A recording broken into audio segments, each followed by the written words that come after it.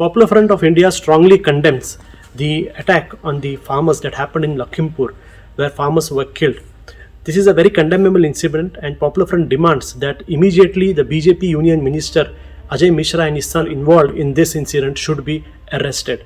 We should understand the fact that what the BJP government is doing is, whenever there are any democratic protests happening anywhere in the BJP states, first they'll try to suppress it. If they cannot suppress it, they will try to create violence by sending their goons, and they disrupt the violence, and the people who are part of the protest, they book fake cases on them. And the same thing has happened now in UP. We have seen the same thing happen during the NRC protest and even the farms protest that happened in Delhi. So this is a very dangerous trend that is happening, and it needs to be condemned.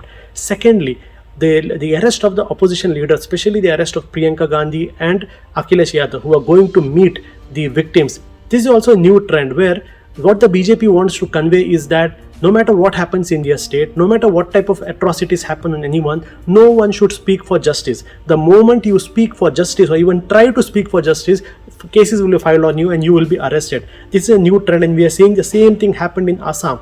So this also needs to be condemned. And finally, we call upon the democratic society of India, we call upon the civil society of India, that the BJP government in the center and the state is trying to stifle the democratic rights of the people of the country. They are trying to stifle the democratic rights. So this needs to be vocally condemned, and we need to come together to address these major issues. Finally, on behalf of Popular Front of India, I would like to express our condolences to the family members of the farmers who were killed, and we hope that they will very soon get justice, and the entire nation should fight to get justice to these farmers. Thank you.